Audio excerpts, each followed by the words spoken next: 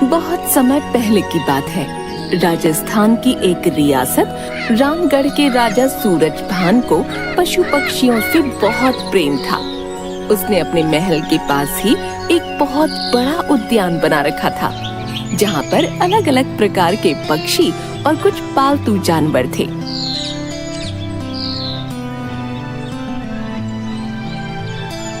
राजा हर रोज कुछ वक्त निकालकर उन सब पक्षियों और जानवरों से मिलने जरूर जाता था और उनसे बातें करता था। उनकी बातें समझने की कोशिश किया करता था। एक दिन राजा उद्यान में पक्षियों के साथ समय बिता रहा था। तभी एक सैनिक आता है।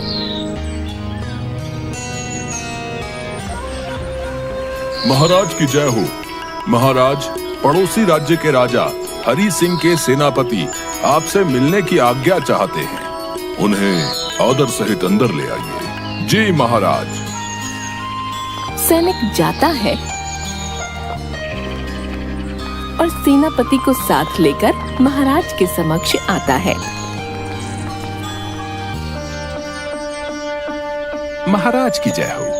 महाराज, जैसा कि हमारे महाराज हरि सिंह को अच्छे से ज्ञात है कि आपसे बड़ा पशु पक्षी प्रेमी आसपास के राज्यों में और कोई नहीं है, उन्होंने उपहार हेतु आपके लिए ये 2 अनमोल बास के बच्चे भेजे हैं। आप इस बहुमूल्य उपहार को स्वीकार करें।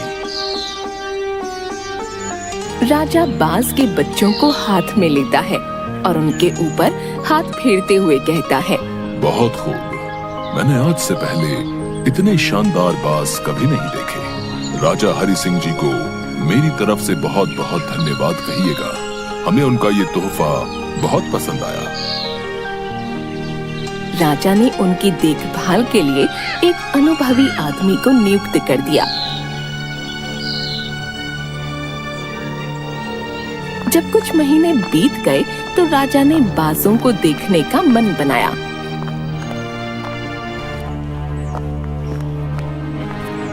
और उस उद्यान में पहुंच गए जहां उन्हें पाला जा रहा था।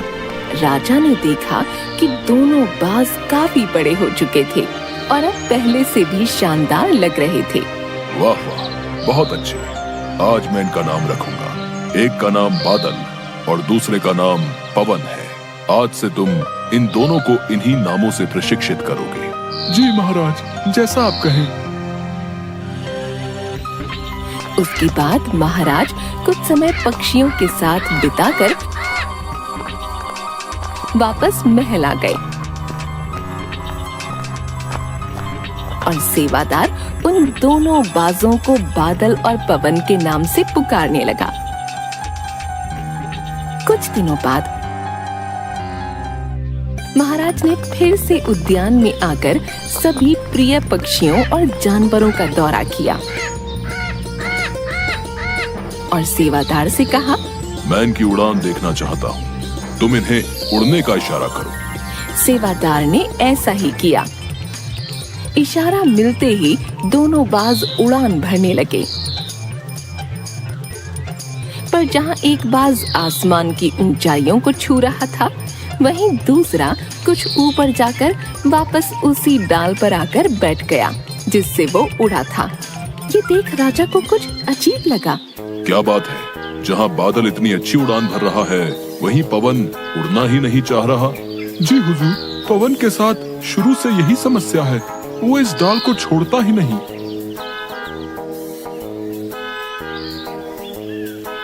राजा को दोनों ही बाज प्रिय थे और वो पवन को भी उसी तरह उड़ता देखना चाहते थे।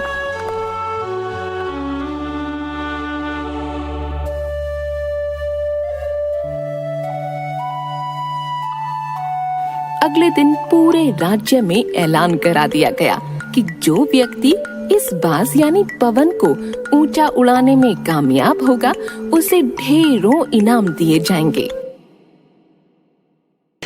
सुनो सुनो सुनो, रामगढ़ के वासियों सुनो। महाराज सूरजभान का आदेश है कि उनके पक्षियों में से प्रिय बाज पवन को जो आसमान की ऊंचाइयों में उड़ाने में सफल रहेगा, उसे स्वर्ण मुद्राएं दी जाएंगी। सुनो सुनो सुनो। फिर क्या था, एक से एक विद्वान आए और पवन को उड़ाने का प्रयास करने लगे।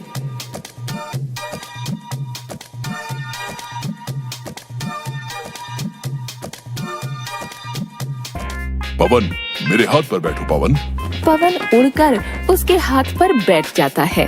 अब विद्वान एक रोटी का टुकड़ा आसमान में उछालता है और पवन को उस ओर उड़ने का इशारा करता है। हुर्रा, शू, देखा महाराज, पवन उड़ रहा है। अरे ये क्या, ये वापस कहाँ आ रहा है?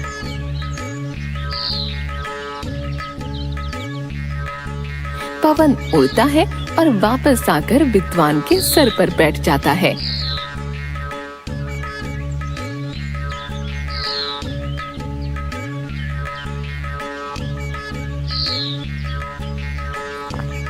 विद्वान शर्मिंदा होकर चला जाता है।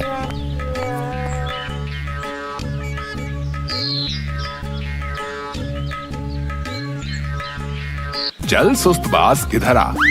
पवन उसको सुनकर भी अनसुना कर देता है। अरे पवन सुनो, हाथ पर बैठो। पवन ने नहीं सुना और विद्वान उसको जबरदस्ती पकड़ने लगता है। तभी पवन उसको हाथ में काटकर सेवादार के पास चला जाता है। दूसरा विद्वान भी नाकाम रहता है, पर हफ्तों बीत जाने के बाद भी बाज का वही हाल था। वो थोड़ा सा उड़ता और वापस आकर डाल पर बैठ जाता। फिर एक दिन कुछ अनोखा हुआ। राजा ने देखा कि उसके दोनों बाज आसमान में उड़ रहे थे। उन्हें अपनी आंखों पर यकीन नहीं हुआ और उन्होंने तुरंत उस व्यक्ति का पता लगाने को कहा जिसने ये कारनामा कर दिखाया था। सैनिक, कौन है जिसने ये कारनामा कर दिखाया? मुझे मेरी आंखों पर विश्वास नहीं हो रहा है। देखो, पवन और बादल कैसे आसमान की ऊंचाइयों पर उड़ान भर रहे हैं। उस आदमी को मेरे सामने बुलाओ। वह व्यक्ति एक किसान था।